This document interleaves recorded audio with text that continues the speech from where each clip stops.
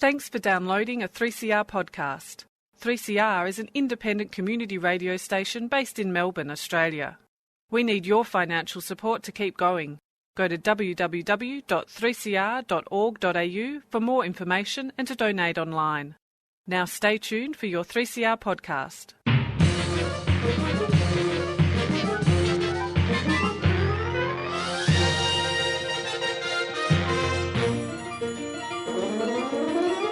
And welcome to another episode of Lost in Science for another week. Your second episode for 2018, indeed. My name is Claire, and this week we have some great stories for you. Obviously, there are always great stories on Lost in Science. I'm actually going to be talking about animals doing human impressions. Not humans doing animal impressions, because I know everybody has their favourite animal impression that they like to do. So are we just talking like, parrots who can talk, or cats wearing clothes? Chimps who are private detectives? Yep.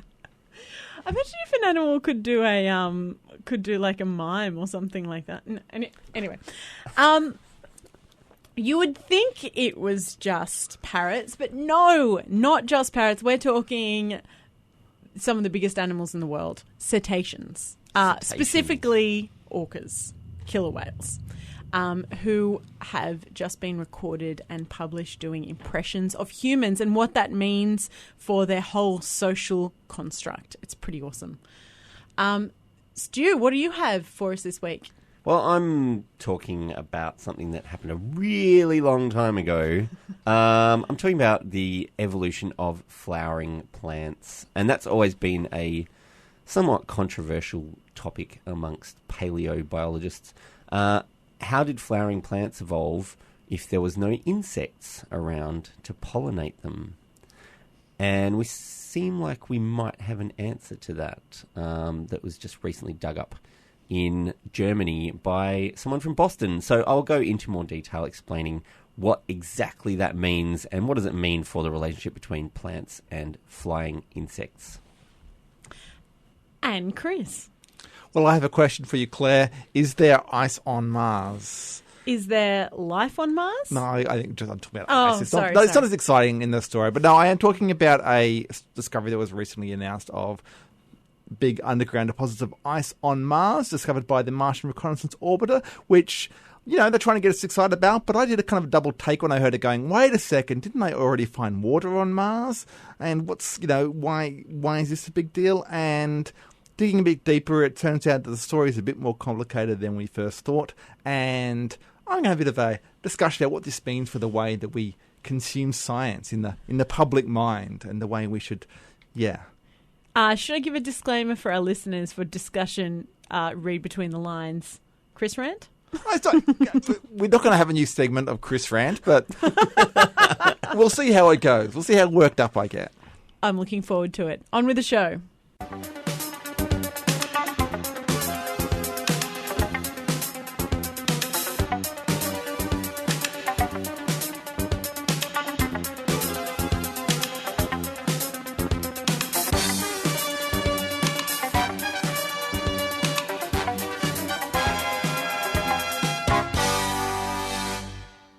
So when you think about animals that can imitate humans, what animals do you think about?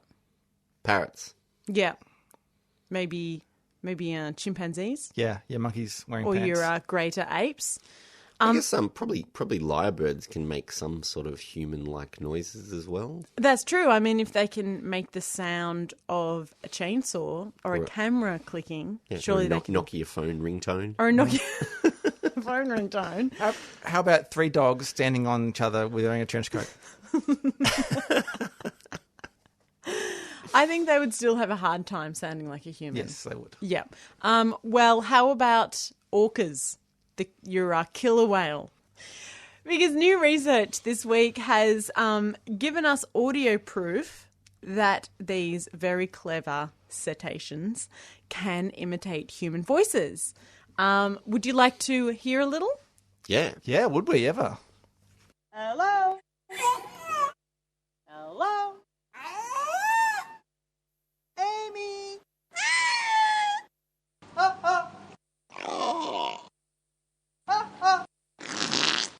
1, 2. 1, 2. 1, 2, 3. Bye-bye. Bye-bye. So what did you think? Wow. That sounded very orca-like. Not entirely sure it sounded like human speech, but You don't think that they would get away with it at customs? yeah, possibly not. If you put a hat and a coat over an orca? Well, what you heard there, one of them was a human, one of them was an orca. Just so you know, they weren't both orcas. Oh, so the one... I'm guessing the one you could understand was the human. The one that you could understand was the human. Okay. The one that sounded like farts was the orca. Okay. Yep. The voice of the orca was a 14-year-old orca named Wiki, who lives at a marine aquarium in France. And this is the first time we have a recording of an orca imitating human speech. So, I mean, it's only up from here in terms of quality. But it was just published as part of a paper in the proceedings of the Royal Society of Biology. Now, I have to say, I don't agree with keeping orcas in aquariums. I've seen Blackfish. I don't know if you've seen that movie. It is. Yeah, I have seen that documentary. Yeah. I mean, keeping them in aquariums does send them crazy. It's a pretty cruel practice. And one of the reasons that it sends them crazy is orcas are remarkably intelligent ocean mammals, and they have really highly developed social structures. So, in fact, orcas or killer whales are so socially advanced that researchers have documented that different pods of orcas have different vocal dialects. So it's like they have specific languages that they only use with one another.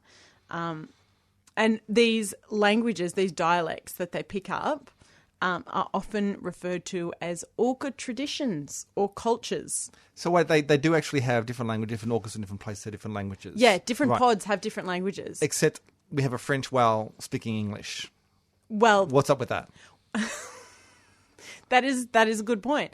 And so what they have found, or what they are hypothesizing, is that orcas can actually learn these languages. They aren't innately. Oh, I see. They don't innately know them. So it's like who they a lot of talk to. other, that a lot of other animals have. They just like innately know these languages, but these orcas are actually learning them Right. from birth. So that's why we can teach the orca how to mimic humans. Okay. Yeah, so a cat meowing, I guess, would be an example of an animal intrinsically knowing, a type of communication. But these dialects can be learnt while they're in the wild. Anyway, so that's where this human imitation comes in, because if an orca can imitate and learn how to talk like a human, then the vocalizations and languages, are socially learned. They're not through their genetics. So hopefully this is just part of the growing amount of evidence that points to orcas being quite complicated and in their social and communicative development, and very advanced species that really need to be in the wild. And they are certainly very capable of fundamentally changing the way that they communicate depending on their social situation, i.e. they can imitate humans to a certain degree. Orcas have been known to imitate other animals as well. So, like dolphins. Oh, well, there's a certain resemblance. Yeah, I mean, to your human ear there is, but maybe to an orca ear it is more different. Okay, fair point. But I mean, the interesting thing I think is if they can pick up on different audio waves and imitate things. They're actually they're the Dr. Dolittle of the animal world. Almost, no? No, well, can they talk to other animals? Well, they can imitate them. So Yeah, they're the dodgy Dr. Dolittle of the animal Okay. world. Yeah. So this orca who's speaking and saying things like hello and 1, 2, 3, there isn't any evidence to say that it understands what it's saying. It's just imitating the audio pattern, so to speak. But orcas aren't the only animals that can imitate humans. In fact, they're not even the only whale that can imitate humans.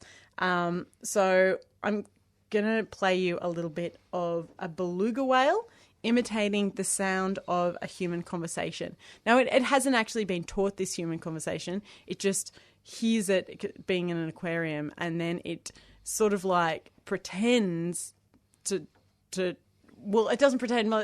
It just imitates what it thinks it hears. So I'm just going to play you a little and tell me what you think.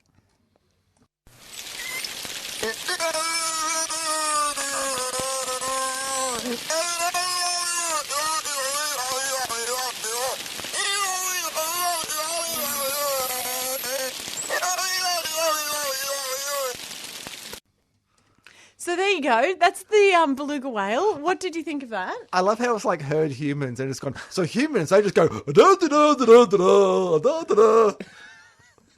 I know. It's basically the whale equivalent of saying blah, blah, blah, blah, blah. It is the whale equivalent. And it really reminded me of the Swedish Chef in the Muppet and going hurdy-gurdy, hurdy-gurdy, hurdy-gurdy. Like that's actually words. But yes, that is the beluga equivalent of human conversation. Dur, dur, dur, dur, dur, dur, dur. Anyway, I just love hearing these sounds. There are, I think it's quite humbling to hear animals imitating humans and getting away with it a little bit, and because we so often imitate animals and we're not very good at it. I'll just play you one last sound of an animal imitating. This is an unintentional imitation, but a great one nonetheless. It's a goat. Just try and pick out what you think this goat is saying.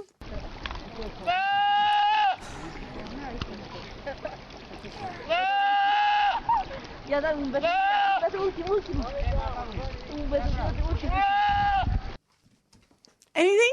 No. It sort of sounds like it's yelling for its mother. Mom! No? Maybe.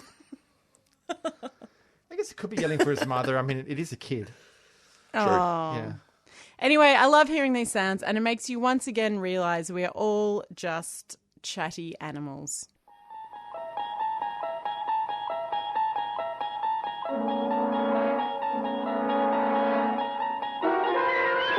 You're traveling through another dimension. A dimension not only of sight and sound, but of mind. A journey into a wondrous land whose boundaries are that of imagination. That's the signpost up ahead. Your next stop. Lost in Science.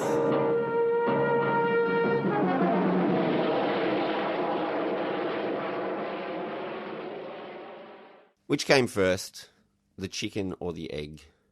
I think it was the egg. It was definitely the egg. Yeah, obviously the egg evolved before the chicken. And whatever proto-chicken first gave birth to something chicken-like was already laying eggs. Bing, next question.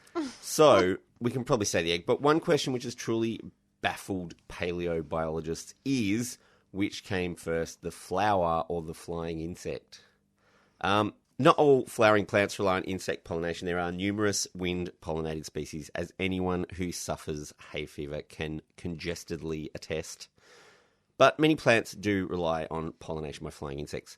But early flowering plant fossils showing nectaries, the part of the flower that makes the sugary nectar, nectaries, predate flying insects by millions of years. So the question is, why did they have nectaries if there was nothing to feed on the nectar? Was there something else that was flying? Well, even Charles Darwin commented that the evolution of flowering plants was an abominable mystery because he couldn't figure out how that could have happened. Didn't make sense for plants to produce nectar if they didn't get a benefit out of producing the nectar, because obviously it takes a lot of energy to make nectar, and that seems to be a bit of a waste. So in 2012, a Boston professor called Paul K. Strother, while visiting Germany, discovered something familiar looking in some rock samples extracted around various parts of the country in Germany. He saw wings very similar to those of modern-day Lepidoptera, which is the butterflies. But the samples were from strata which were about 50 million years older than those insects should have been. Oh, so what? These were like new fossils then? Yeah. He was just examining. Basically, it was detritus that had been in ponds. Yep. And they figured out anyway that he was just looking for bits and pieces of flowers or whatever he could find in there, and he saw that there's these wings that look like butterfly wings in there. Wow. So they are not supposed to be around at that time. No, and the wings seem to be pretty incontrovertible evidence that an early form of moth or butterfly did exist before flowering plants evolved, but what were they doing? They didn't really understand what they could have been doing. They didn't understand what niche they would have been filling in the ecosystem because there was no flowers for them to feed on before the flowers evolved. Were they carnivorous butterflies? Well, the group of insects in the fossilised debris are a group called the Glossata, and it seems that they were gaining some nutrition by sucking up drops of water from a different group of plants. The gymnosperms, which is the conifers. So the gymnosperms evolved before flowering plants, and they were the first true woody plants on Earth, and the tiny insects used their modified mouthparts to slurp up drops of water that formed on pollen grains of the gymnosperms. So they were getting some nutrition from the water which was dissolving the pollen. So, but that's not intentional then nectary. That is just accidental pollen, or is it like now we just push the chicken and egg further back? The pollen of gymnosperms are wind pollinated, so there was no benefit necessarily to the gymnosperms getting these, proto-butterflies feeding on them. Right. But that's where they were getting their food source from, and that's why they evolved that proboscis that can actually suck up nectar. And so that's how is that how angiosperms evolved? Well, no, that came from a completely different group of plants. So what's an angiosperm? Angiosperm is a flowering plant. Okay. Sorry, Chris. That's all right. I'm a bit slow sometimes. Gymnosperms are naked seed. That's what gymnosperm means. Angiosperm have covered seeds, so they're actually enclosed in a fruit. Wait, so what is the gymnasium? Is that like a naked asium? Yeah, in ancient Greece, the gymnasium was a naked place. You would strip off and go to the gymnasium. This changes everything. Yeah, when you're doing gymnastics later on, there's only one way to do it. Yeah, I don't think they run that way at the Olympics, but back in the day. So the water had some nutrients leaking out of the plants and dissolved sap as well in the water, and they fed the insects and prepared them for the much later arrival of the true flowering plants, the angiosperms. So while the exact identity of the species Struther discovered is yet to be determined, it's clear that they are ancestors of modern moths and butterflies and that they already existed when flowering plants appeared. So working with other European researchers, they've now pieced together information that butterflies arose sometime in the Jurassic era, over 200 million years ago. And hopefully this new evidence can put to rest the abominable mystery of flowering plants. Across Australia on the Community Radio Network, you're listening to Lost in Science.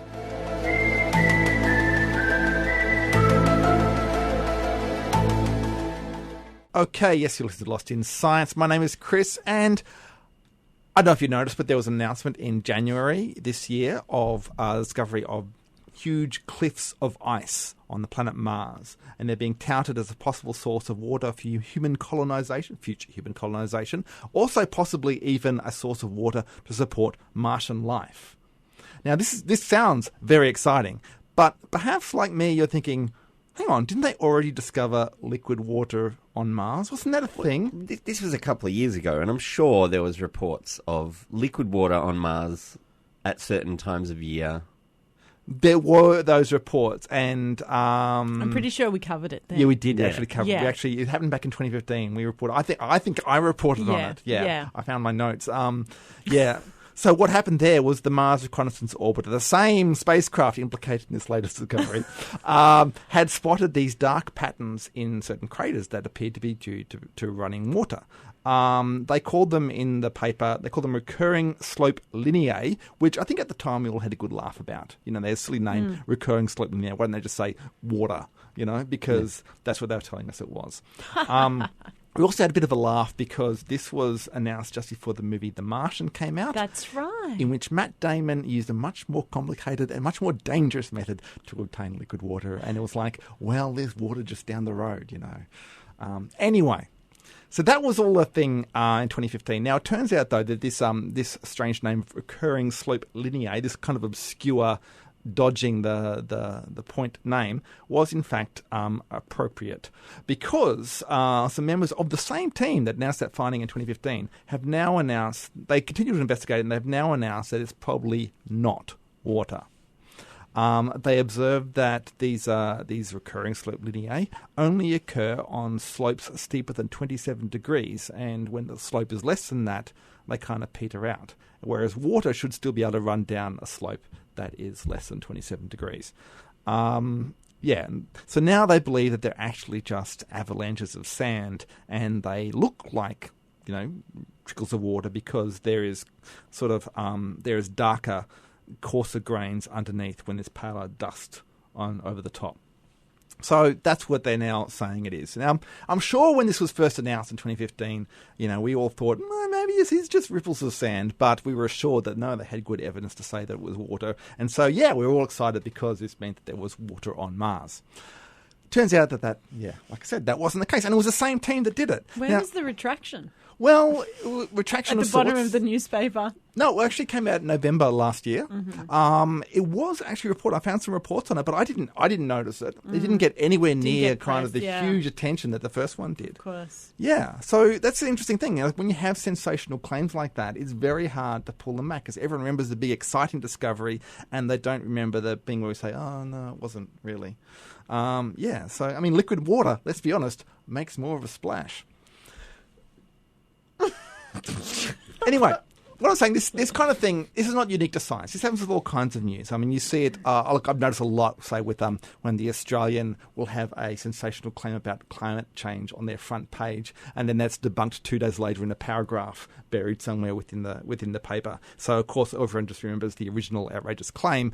And I'm sure that there are still people today who still believe that they're WMDs in Iraq, even though that was widely debunked, because that's how it was reported at the time. I mean, it's the same issue with science. Like, it's easy to report on positive findings, but if you don't find anything, no one wants to, no journal takes that paper because it doesn't say anything. That's right. But this is also with science, I think, why it's important to remember that discoveries basically are provisional, no matter how sensational they are. In fact, the more sensational, the more kind of you need to be a bit kind of careful about just assuming that it's a fact. It takes a lot of evidence. This is why scientists famously speak in potentialities and probabilities rather than saying something's actually for sure really happening right now. Yeah. They say, well, chances are this is probably what's happening most of the time. Yeah. And people sort of go, oh, that's wishy-washy, and then they sort of sex it up for the newspaper, which puts the scientists in trouble because they end up having to say, but we didn't say that. But then you get, there are some examples that I can think of, like the Bicep 2 results, which was, I don't know if anyone remembers Bicep 2, it was the observation supposedly of the signal of gravitational waves from the Big Bang. There was this huge discovery they announced. They actually made a big PR thing about it, and then it turned out not to be the case.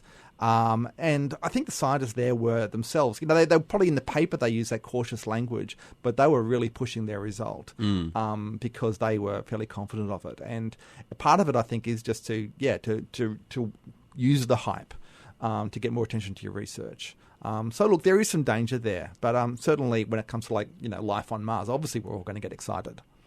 So it makes you wonder, okay, so how confident are we with the cliffs of ice? I think, well, look, I mean, it is less far-fetched. We knew that there was ice on Mars. We can see it through a telescope, like the ice caps and that sort of thing. So the idea is there is actually more ice on Mars, and it is a cold place. Not too surprising. Also, the beginnings of this discovery date back a decade to the first observation of ice on the floor of fresh meteorite craters. So they've been building up these observations over many years, and they saw them basically through seeing blue, like the ice looks blue, in photographs taken by the orbiter. And, it's the red planet. The blue is pretty obvious. It stands out quite a bit. So, they're pretty confident there is this ice there. And who knows? I mean, ice has to melt eventually. So, maybe they will find liquid water eventually, and it will actually trickle down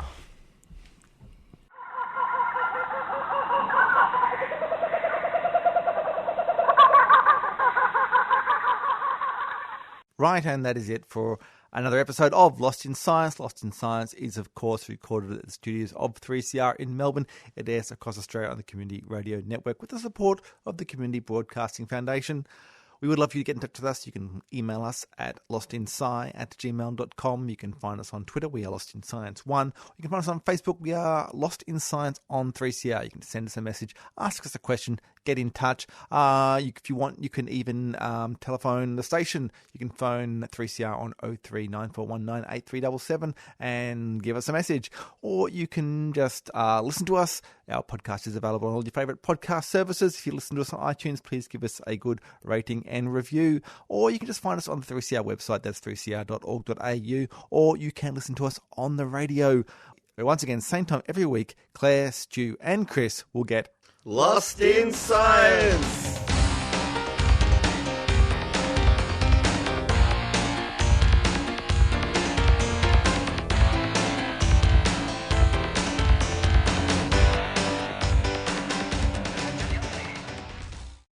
Thanks for listening to a 3CR podcast. 3CR is an independent community radio station based in Melbourne, Australia. We need your financial support to keep going. Go to www.3cr.org.au for more information and to donate online.